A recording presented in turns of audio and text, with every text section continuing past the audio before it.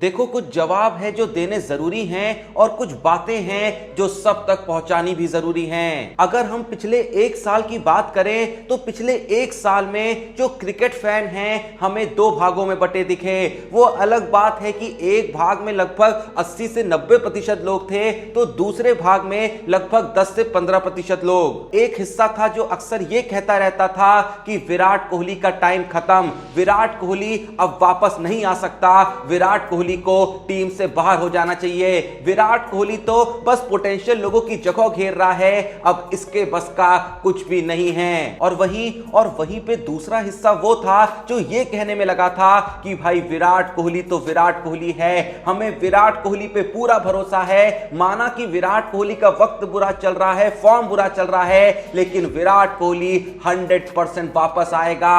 वो विराट कोहली हमें वापस से देखने को मिलेगा जिसे देखते हुए हम आज बड़े हुए हैं। और जैसा मैंने कहा कि कुछ जवाब थे जो देने जरूरी थे। ये जवाब मैं पहले भी दे सकता था, बिल्कुल दे सकता था, क्योंकि जब विराट कोहली ने टी20 में पहली बार सेंचुरी मारी तब भी मेरे मन में आया कि अब वक्त आ चुका है कि मैं हर बात का जवाब दे सकता हूं, हर वो इल्जाम को यहां पे रिस्पॉन्ड कर सकता हूं जो अक्सर विराट कोहली पे उसके बुरे वक्त में लगाए गए। लेकिन फिर भी उस वक्त कुछ लोग ऐसे थे जो ये कहने में लगे थे कि अरे क्या हो गया जो टी20 में विराट कोहली ने सेंचुरी मार दी, अभी भी ओडीआई में कमबैक नहीं करा है ना। और ओडीआई में कमबैक करना टी20 जितना आसान नहीं है, और उसके बाद अभी टेस्ट में भी तो कमबैक नहीं करा है ना।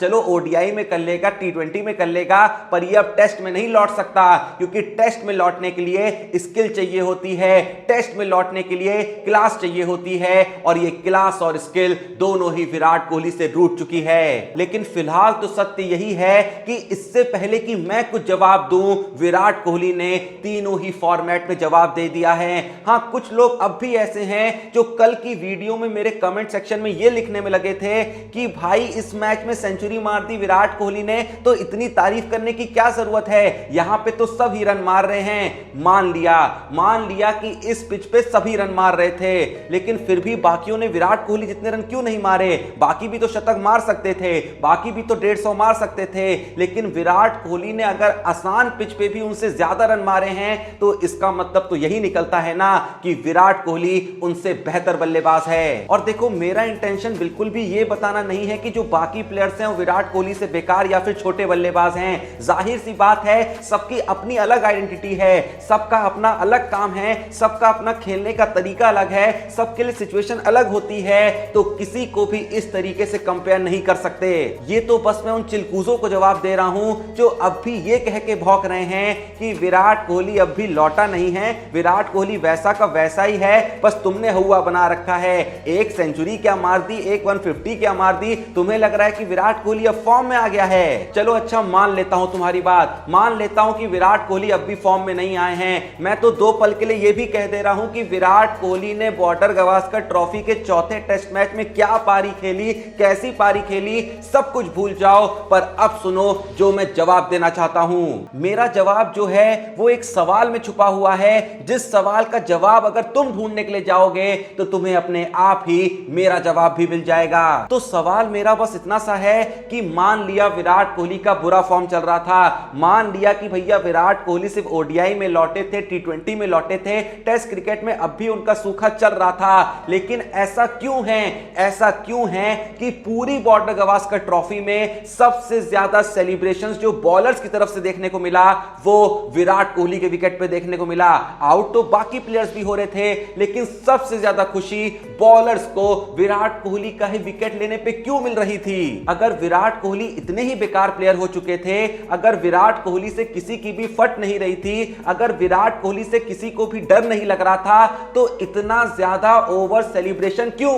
वो इसलिए क्योंकि वो जानते थे कि विराट कोहली की हैसियत क्या है, विराट कोहली की लेगेसी क्या है, विराट कोहली की औकात क्या है। वो जानते थे कि विराट कोहली जिस लेवल के प्लेयर हैं, उनके जैसे लोगों की बुरी इनिंग जरूर जा सकती है, बुरा मैच भी जा सकता है, इवन बुरी सीरीज भी जा सकती है, लेकिन बुरा वक्त इन लोगों का कुछ भी नहीं होता है, कुछ भी नहीं होता है। ऐसा बुरा वक्त नाम की चीज तो कोई इनके लिए होती नहीं है, बस एक इनिंग चाहिए होती है, और वहां से ऐसे लोग किस तरीके से उठते हैं कि दुनिया यह सोचने लग जाती है कि साला इसका बुरा वक्त आया क्यों? क्योंकि बुरा वक्त के आने के बाद तो जब इसका अच्छा वक्त आया वो तो पहले से भी ज्यादा खतरनाक कोहली लेके आया। कभी तुमने सोचा कि जब विराट कोहली का टच उनके साथ नहीं था, जब विराट कोहली का थोड़ा सा बुरा दौर चल रहा था, तो ऐसा क्यों था कि इंडियंस की और विपक्षी की दोनों की भाषाएं सेम हो रखी थी? कुछ इंडिया के लोग भी थे जो ये कहने में लगे थे कि विराट कोहली का वक्त खत्म हो चुका है, विराट कोहली अब वापस नहीं आ पाएगा,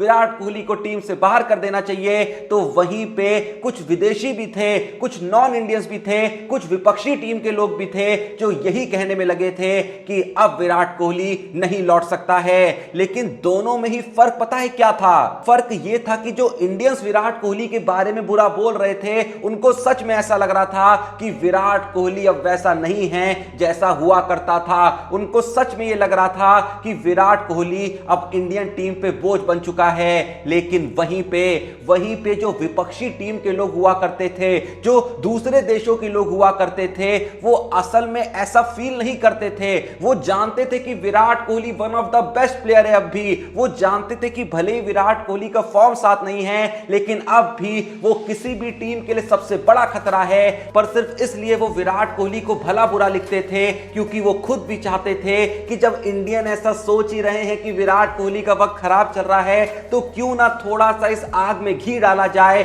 और जल्द से जल्द विराट कोहली को टीम से बाहर कराया जाए। क्योंकि वो जानते थे कि अगर विराट कोहली एक बार इंडियन टीम से बाहर हो गया तो इससे ज्यादा खुशी और किसी चीज की दुनिया में हो ही नहीं सकती। और हम मूर्ख ये कहने में लगे थे, ये सोचने में लगे थे कि देखो अब तो इंडिया के बाहर के देश के लोग भी ये कह रहे हैं कि विराट कोहली को बाहर करो, और हम हैं जो विराट कोहली को खिलाए जा रहे हैं। और पता है विराट कोहली के साथ सबसे खास और सबसे कमाल की बात क्या है कि ये जो हेटर्स है जिनके बारे में मैंने अभी आपको बताया, जो विराट कोहली के बुरे दौर में उनके खिलाफ बोल रहे थे, या फिर जो मेरी वीडियो में ये आके लिख रहे थे कि अरे फ्लैट पिच थी भैया इसलिए मार दिया वरना विराट कोहली के बस का नहीं है। असल में ये भी जो लोग हैं ना, जब विराट कोहली अपनी सेंचुरी के करीब पहुंचे हुए थे तो ये लोग भी अपने टीवी सेट को खोल के, हॉट स्टार खोल के ये कहीं ना कहीं दिल से चाह रहे थे कि यार विराट कोहली सेंचुरी मार दे तो आने वाले फ्यूचर में टीम का अच्छा हो जाएगा।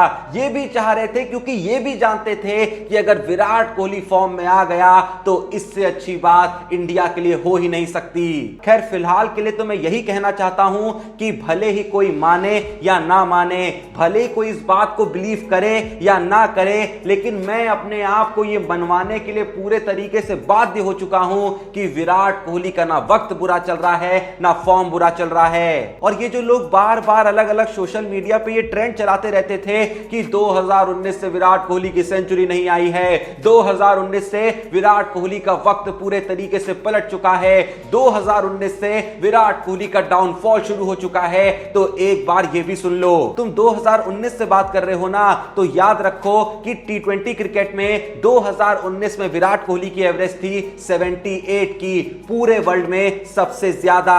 2021 में भी विराट कोहली की एक डिसेंट एवरेज थी 37 की, जिसको कोई भी खराब तो नहीं कह सकता। फिर से 2021 में टी20 क्रिकेट के अंदर विराट कोहली की एवरेज थी 75 की, पूरे वर्ल्ड में सबसे ज्यादा। और जहां बात आती है पिछले ही साल 2022 की, तो वहां पे भी विराट कोहली की एवरेज 56 की थी। अगर टी20 क्रिकेट के अंदर ये 78 की एवरेज होना, 75 की एवरेज होना, 56 की एवरेज होना को खराब दौर कहते हैं, खराब वक्त कहते हैं, तो भाई ऐसा खराब वक्त पूरी इंडियन टीम का आए, मैं तो यही दुआ करूंगा। बात करें अगर ओडीआई की भी, तो साल 2019 में विराट कोहली की ओडीआई के अंदर एवरेज थी 60 की, 2020 में एवरेज थी 47 की, 2021 में एवरेज थी 43 की। बात करें अगर ओडीआई क्रिकेट की भी, तो 2019 से लेके 2023 तक अगर हम सारे ही सालों को मिला के विराट कोहली की एवरेज को काउंट करें तो वो एवरेज 50 के ऊपर जाती है। क्या हम इसको बुरा फॉर्म कहेंगे? क्या हम इसको बुरा दौर कहेंगे? क्या हम इसको बुरा वक्त कहेंगे? घंटा।